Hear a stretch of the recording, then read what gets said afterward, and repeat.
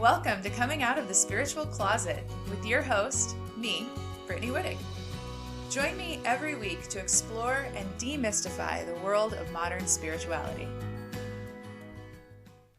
This week, I interviewed Mary Sanker, a licensed clinical mental health therapist who helps women navigate the transitional times in life.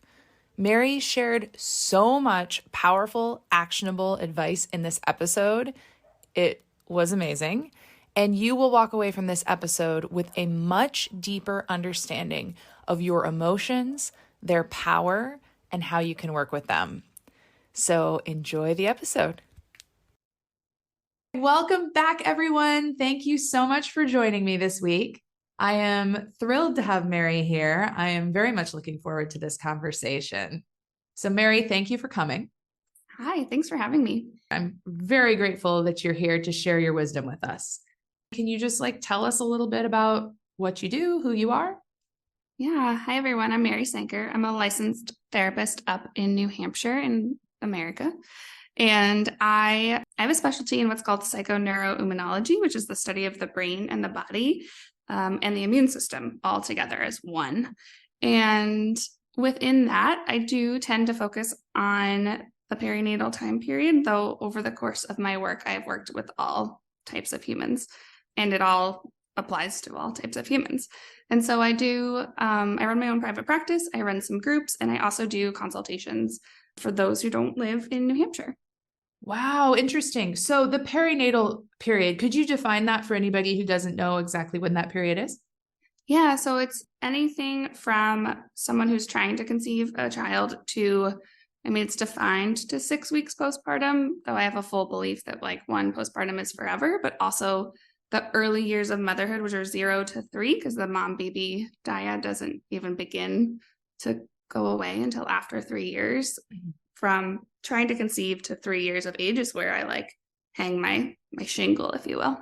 Okay. Oh, interesting. That's great. Okay. I love this because I know that there are many women in my audience who fall into that time period now. I also know that there are lots of women in my audience who expect to fall into that time period at some point in the near future. So this will be so informative for them. This is awesome. What brought you into that particular period? Why is it that you like to work with women in that phase? I actually have always wanted to work with children. And then I got into the world of therapy and psychology, and I realized that it would be more effective to create change by directing my efforts to mothers, because mothers are some of the most powerful humans on the planet, because they're directly then influencing their children, who then, right, the scope goes out and out and out, to where we're all connected, right? And then I used to work in an emergency room at a hospital, and this mother of 3, she had 3 young children, let's say 5 and under. I don't really remember the exact ages, but she came in seeking a psychiatric hospitalization. And I was like, no, you need to go to a hotel room and get some sleep. It was just she didn't meet any of the criteria for actually having postpartum depression or anxiety. She was overwhelmed, under-resourced, and she wasn't misguided. But the fact that somebody would go to the hospital, right, versus seeking respite and rest and nourishment, and I just figured there had to be a better way. And it caused me, I can be like a dog with a bone. It caused me deep dive into wise women traditions and neuroscience. And then I just kind of bring them all together for my clients.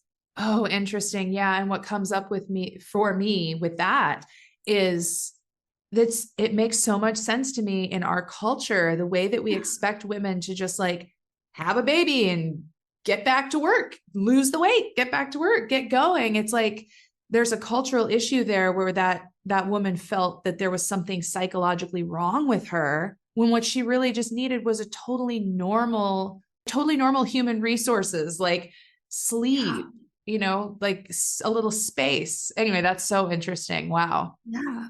Yeah. That's a really interesting story. That leads right into this question. So why do you feel that we have this kind of very hustle and grind culture, which that story totally, I feel aligns with that. Yeah. Why do you feel that hustle and grind culture takes such a toll on us and really makes some of us lose our minds in a way. Yeah, I mean, you're right that that was an accidental perfect segue, because I was going to say to you when you were talking that it's a cultural thing. I actually think it's like an evolutionary mismatch thing, right? So like we live in this culture, and when we don't have children, or when we don't, I mean, I even see this, like, I'm not downplaying this at all, but like seeing humans who like take on a puppy, right? Like Yeah. the puppy requires you to slow down. Children require you to slow down, but the world keeps going at this pace that we cannot, our children and our dogs and like we as humans cannot Yeah. physically keep up with. Sometimes people say like move at the pace of life, which is way slower. Like flowers, like think of a flower, right? I like to bring it back to nature sometimes for people. And it's like a flower takes all year to bloom, right? And like it blooms and then it does its thing and it's beautiful and then it dies and it goes down, it rests and then it comes back up. When you have a child, you're going at this pace of life, which is not the like in your face social media or like, you know, quick news turnover. It's like a slow, long novel. Yes. Oh my goodness. Yes, that's so true. I love that example of looking at nature.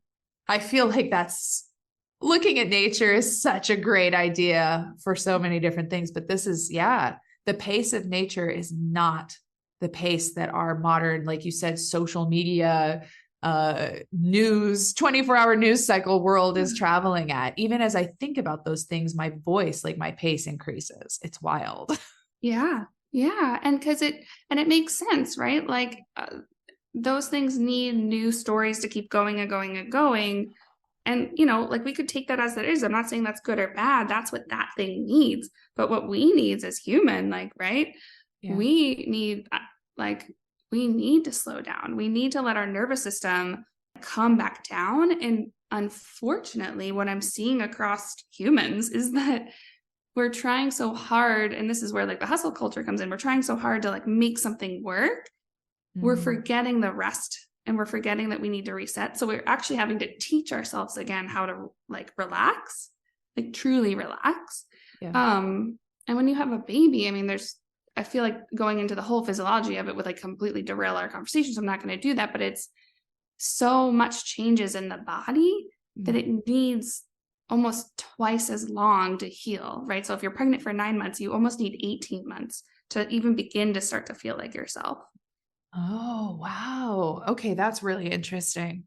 Are there things that women, and I'm sure there are, but are there things that women can do even before like pregnancy? Like if they know that they're going to want to get pregnant soon, is there anything that, like if someone's listening and they know that that's a road they want to go down soon, is there anything they can do proactively to start kind of preparing themselves or slowing themselves down even? Yeah, so part of it's a mindset shift. So the other thing you can do is one of my mentors, Rochelle Garcia, who owns Innate Postpartum Care, she said that any person who knows that they're going to have a baby or wants to have a baby should use the first 3 days of their bleed as a mini postpartum. So even those who have actually already had a baby can do this too. But what I mean by a mini postpartum is practicing like on the first day of your bleed, try not scheduling anything. It's going to be really hard at first, super hard at first. And then after that, so because one of the sayings in the postpartum world is 5 days in the bed, 5 days on the bed, 5 days next to the bed. So if you thought like the first day in the bed of your bleed, second day, right, on it, and then the next day next to it. And so like think of it that with scheduling, right? You're not going to want to do anything the first day, maybe some things the next, and the third you can do more. You could practice having food, like not cooking those days and having food just prepared and, you know, either heat it on the stove or have somebody bring food to you. I think something that could benefit a lot of women is to practice receiving. That is such interesting advice. I love that. I mean, it's so actionable and it makes so much sense. And then yes, that piece about practicing receiving. Oh, I feel like that is it's so hard for everybody in our modern world, but I think particularly women.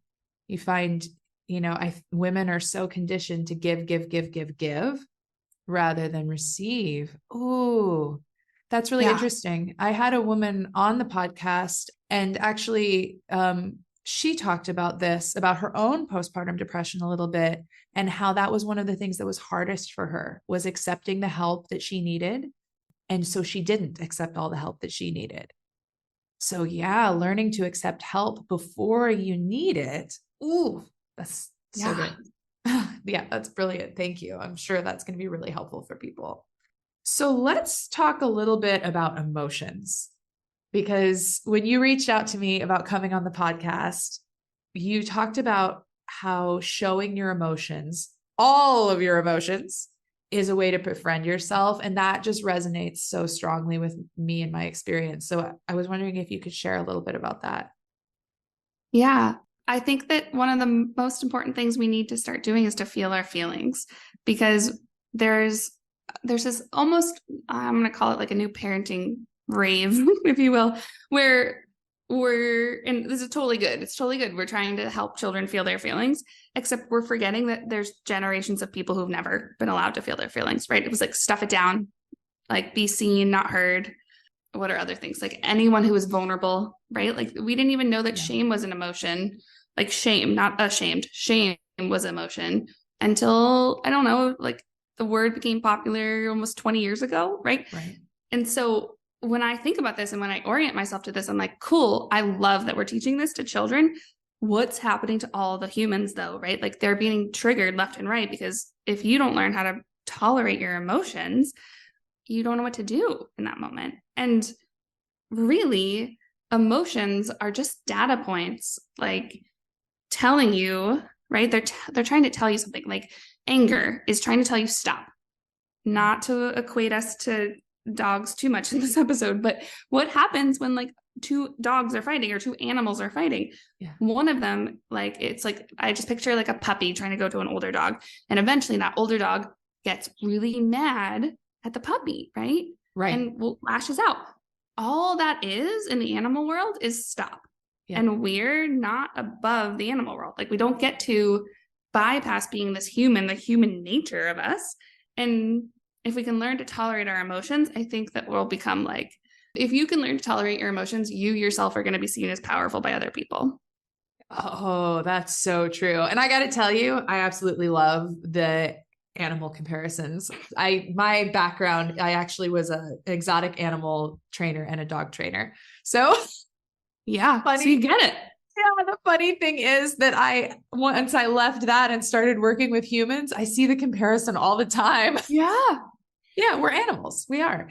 We are. So that is a brilliant example, though, that like, yeah, in the animal kingdom, getting angry means stop. It means stop, and then the animals move on with their day. It doesn't have to linger and be this big turmoil that it can turn into with humans, for sure. And I know so many people are afraid to express probably most of their challenging emotions. I know that it took a lot of work, and I'm still working on learning how to express the challenging emotions, the anger, the sadness. Yeah, it's so conditioned in us culturally. Oh, yeah. I think we think, and I can't speak for everyone. I hear a lot though of, Mary, if I feel that emotion, I'm going to feel like that forever. And one, I mean, the most direct thing I can say is no, no, you won't. If you were to wake up, I just said this to my husband this morning. He got up, it was 5:30 in the morning. He didn't want to go to the gym. He was like, I'm so tired. I was like, and I said to him, you just shot out of bed. Give yourself 10 minutes. You're going to feel totally different. And I'm saying that to say, like, if you were to track your emotions throughout the course of the day, you have more than 50. You probably have more than 100, right? Like, it's just every moment we change. We're different. You and I are different from when we started this podcast. Like, we're having different feelings right now, right? Yeah. And science has shown us that it's 90 seconds. So that like wave of emotion that comes over us, that's 90 seconds. You might say, well, it feels longer. Yeah, sure. After that 90 seconds, it's the thoughts in your head that are keeping that emotion alive. So you feel like it's the same thing, but actually it's something different, right? It's like you've moved on to like you're feeding it is what I want to say. Like you're feeding that emotion by those thoughts in your head. the actual initial emotion, it's gone. Oh, this is so interesting. So what you're doing is as you're thinking about that emotion, you're reactivating it, like you're re-experiencing it. But if you would just let yourself fully feel it for that 90 seconds, it could move through. Uh-huh. It's so Yeah. great. Yeah. That's so powerful. I mean, that's a powerful piece of information to know. And of course, I mean, I know many of us have deep habits Mm-hmm. around not doing it that way, but just knowing that gives someone the power to recognize like, oh, I'm really pissed right now. Maybe I should walk away for 3 minutes or a minute and a half, let myself feel this, like punch a pillow or something, and Mm-hmm. then move on with my day. Yeah. Yeah. And Wow. I mean, I mean, I'm a therapist, not someone who prescribes medicines, but I give my clients homework because Sure. I think therapy is more effective when you're doing the work outside of therapy. However, that being said, I often, with my moms and all of my clients, really, I often at some point during our work together say, you need to go home and have a tantrum, because I think like controlled tantrums are so underrated. Go home, set a timer, be by yourself, or don't, but it's probably better by yourself. Lay on the floor, kick, punch, you're going to end up crying. Yeah. You just will. And that's great, because the other part of emotions that we never got to learn is that, so what's an emotion, right? If we look at the Latin of it, E is in motion. It's literally in motion. It's right there in front of us. And so by like with like anger or rage or what, like go break some plates, like let it out, get it physically out of you. If you're early in the postpartum, you're probably like, you need to be careful, right? Because your body is shifted. So you might not break plates or have a tantrum, but maybe you squeeze something with your hand, or like you find some appropriate release to get that emotion out. Yes. Oh, I love this. Yeah. One of my favorite ways to do this is in a car, like with closed Mm-hmm. windows, just scream at the top of my lungs. Boy, that feels so good when you need to get an emotion, like when you need to feel it, that it's just like, yes. Oh, this is interesting. It's so validating for me. Thank you. Thank you, Mary. I really appreciate what you're sharing so much on so many levels. And I think this is going to be really helpful for people. Okay, so 90 seconds. 90 And seconds. so then we mentioned shame a little bit. Yeah. And I guess it started to get popular with Brene Brown, maybe, Oh, who I yeah. love. I love, love, love Brene Brown. And so I feel like people are really starting to talk about shame even more now than I've ever heard before. So could you talk about the opposite of shame? You have mentioned in the past that self-empowerment is the opposite of shame. So could you talk a little bit about that? Yeah. I like to say self-empowerment is when we use our emotions as tools by letting them direct us, and we take responsibility for them. And then we use the emotions as information to create what we're craving, right? So shame tells you, I am bad. If we stop almost like getting in the car with the emotion and letting the emotion drive us all around, and we slow ourselves down and we say, okay, right now I mean, we could even do something like excitement, because we don't always make the best decisions in excitement, right? We think we True. do, but you're not grounded. True. And so like, I'm really excited right now. Why is that? Okay, I just got this big, I just landed this big thing I've been trying to do for a while. Cool. What do I need to do next? Right. So it's like, you're excited. You're not going to like go do your taxes right now, but you might like cancel your plans for the day and go relax and celebrate, right? Because that's what you need in that moment. If you're feeling sad or you didn't sleep, like to use the perinatal world, like you didn't sleep because the baby didn't sleep and you were supposed to go see a friend, and Yeah. you're feeling this like inner like guilt about, I really need to rest, but I'm supposed to be back out in the world. Own the guilt. You're not bad because of it, right? What is the guilt asking you to do? Is it asking you to rest, or is it asking you to push through? And then you get to like use that as the data point to make your next choice. Interesting. Okay. So And this makes sense because I feel like there's a lot of shame going around culturally around motherhood. I feel like mothers get roped into shame about all because there's a million different ways to do it right. I'm using air quotes very much here, people. But I do think that's a huge thing for mothers and parents, especially new mothers, feeling shame around whether they're doing it right. So what's the difference between shame and guilt? So shame is a belief, like a true belief internally that you are a bad person. Oh, okay. Gotcha. Like you are like when I say you are bad, I mean like you believe that you are the worst. Like there's no one just a horrible being, right? Which we Yeah. know is just not true. Right. Whereas guilt is this feeling of like I'm doing something wrong or I'm not enough sometimes, or Gotcha. I definitely think they dance along the same line. But with guilt, you're not necessarily thinking like I'm totally the worst. I'm really bad. Like there's no saving me. Yeah. Gotcha. That makes sense. So guilt is more like shame is like I am bad, and guilt is more around maybe I did something bad or I did something I wish I didn't do or something like that. I feel like guilt and martyrdom kind of go better together, right? Like Okay. martyrdom's the idea of like you have to like it's like a little passive aggressive and you're doing things because you want other people. You're doing it to please other people, but it's not what's serving you. Okay. And I actually, in motherhood specifically, I don't know if the rest of the world would agree with me on this, but I see guilt come in as like, in part, when women are doing the things that they want to be doing. You Okay. know, like you're guilty if you send your kid to daycare. You're guilty if you aren't crunchy enough. You're guilty. But when I stuff down what's like really happening, it's like, well, what's good for me is, you know, to be a part-time mom and a little bit crunchy, but not the crunchiest.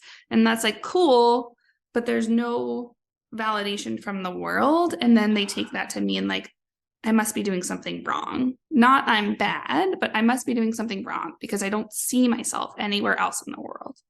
Ah, okay. Interesting. That definitely makes sense. So martyrdom and guilt are related. So self-empowerment, doing what actually the mother doing what she actually needs for herself. That is like the opposite of shame because she's like, I am doing what I authentically need. Yeah. Yeah. And something, you know, to check in with yourself around is like, how, because when people are like, well, I don't think this really applies to me. I'm like, great. I love that. And also, how many times a day do you change your shirt? Like, if you tell yourself in the morning, like, I'm going to get up and I'm going to wear the green shirt, and you put the green shirt on, and then you're like, oh, actually, I want the blue shirt. Oh, now I want the yellow shirt. That tells me that you're not listening to yourself, right? Like, because sometimes we put on the green shirt and we can tell it's wrong, and we very calmly change the shirt, and it's like, we have the right, but other Yeah. times it's like I really do want to wear this shirt, but it doesn't look 100% right, or like, and we find all of these reasons that we can't do the thing we want to do, and then Ah, I interesting. think we like slap an emotion on it, and we like claim that like that can't be right. Oh, yeah. Okay. If someone wants to, and especially if a new mom or soon to be mom wants to create more peace in their Mm-hmm. day to day, you have some tips for that. And I think it would be Yeah. awesome and very helpful if you could share some of those. Yeah. So one of the things that I'm sure there's other people who have coined it differently. I like to call it future living. So catching yourself in living not in the right now, right? So coming back into this moment, as weird as it sounds, it's going to create peace for you because what in this moment is really happening, right? So when you're finding that you're feeling anxious or overwhelmed, or there's a sense of urgency, you get this like, or you start to notice like things are getting haywire. One of my mentors calls it like getting the dropsies. Like when she can't hold anything in her hands, she knows she needs to slow down. She's not actually in this moment. So what can you do to bring yourself back into this moment? Laughter is huge. Like if you are having a moment of the dropsies, or if if you're covered in baby poop or you didn't get to sleep, it's how do you find humor in that moment, Yeah. right? Yeah. And with that, it's like bringing this sense of playfulness into our lives. Something we use in our house when I'm starting to get overwhelmed, quite frankly, is the sound. It's actually one of my other mentors. Her name's Donna Maria Camps, and she gave this to me. She said it means the sound of love, and it's ah.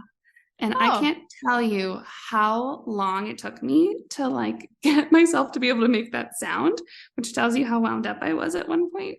And now my kids and I, like my daughter will just, she's, when this comes out, she'll be a little bit older, but she's 18 months right now. And she'll just walk around the house, sometimes make that sound. And it's so lovely. And it's such a reminder of like playfulness, right? Like we use it, yes, love, but also like, like when things are getting too intense, we all are just let it out.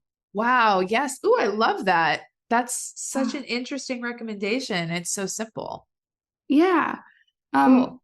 And then something else specific to anger and rage is take your hands and run them under cold water. Really? Yeah. Well, so, think of the elements, right? Rage and anger are hot. They're fiery.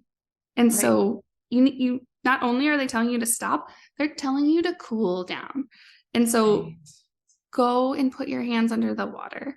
Go have that tantrum. Take the water and splash it on your face. Hold a piece of ice. The polyvagal system runs, from your head to your toes. And it's 20% from our brain to our body and 80% from our body to our brain. Wow. So if you're mentally, right, because we're coming back to this like anxious, overwhelmed sense of urgency, your brain is like telling you all the things, cool your body down, calm your body down.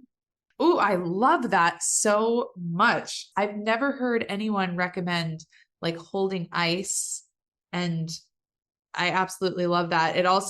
It's interesting just thinking about how those emotions are hot. That also, what comes up for me is like Ayurveda, which is and many episodes back, for anyone listening, there is an episode where I interview an Ayurvedic coach. So if you want to learn more about that, check that one out too. But that is so brilliant. I am going to try that, because one thing that I'm very into stimulating my vagus nerve. It's really helpful for me. And one way I have done that is taking a cold shower. But that's kind of a big commitment. Like if you're in the middle of your day, right? But being able to just hold some ice or run my hands under cold water, that's brilliant. That's a great tip. Thank you. Yeah. Any more of those? Yeah. And the last one I would say is something called progressive muscle relaxation. And I like this one because you can do it. I mean, in today's day and age, you can do it over Zoom. You could do it in an interview. You could do it like it's not something that other people, like you said, like a cold shower is a commitment. Even going to the bathroom to run your hands under water is a commitment. So what you would do is wherever you are, choose at minimum 3 muscle groups, and one at a time, you're going to squeeze them for 30 seconds. Okay. And in doing that, again, right, if we think of this like super highway from your brain to your body, if you can tighten a muscle and then release that muscle, that's going to send like it's going to highlight the parts of your brain that say, oh, we're relaxing now. So you want to do, your arms, your butt, your legs, your stomach, anything. And you're going to try to do that for 30 seconds. And, I like to say anything you can make tighter and release, do that. It's best if you can do your whole body, but if you can only do 3, it's going to send enough signals to your brain that like, oh, we're going to start to cool down now. We're going to like take our pause and come back. Ooh, okay, great. That's wonderful. I love that, because you can do that anywhere. No one's going to know you're doing it. If you're in public and you just need to do something like that really quickly, that's such a great tip. Okay. And so like groups of muscles would be like maybe my hands and my butt and my shoulders or something. Yeah, exactly. Okay. Gotcha. Ooh, thank you. These are great tips. I'm going to start using these for myself right away. So Mary, if someone is listening and they would like to work with you, how would they do that? How would they get in touch with you? Yeah. So if someone's listening, you want to work with me, just a reminder, my name's Mary Sanker. This will be in the show notes, but my website's marymartina.com. therapists are kind of funny. You have to have a license to practice in the state. So if you're in New Hampshire, by chance, you can come work with me. If you're not, I do run a mom's group, and I also do consultations. They're 90-minute consultations. They are able to be virtual. They're, you can be one and done. Like, what I love about the consultations is that it's a deep dive into whatever the thing is. And I try my best, like just like in this podcast, to give you actionable items to walk away with so that you don't really need anybody. But also, if you wanted, I'm very happy to connect you to local resources in your area, or there's something that can be done monthly for a short term. So those are the best ways to work with me. For these podcast listeners, if you use the code Feel the Feels, I'll give you 40% off of the consultation. Ooh, okay, awesome. So everyone listening, all that information is in the show notes. You can just scroll right down there and get access to all of that. That is a really cool, 40% off code. So be sure you jump on that. That's awesome. Thank you very much. Then Mary, thank you so much for being here. This has been an awesome interview. Thanks for having me. All right. And everyone, thank you for listening. I'll catch you next week.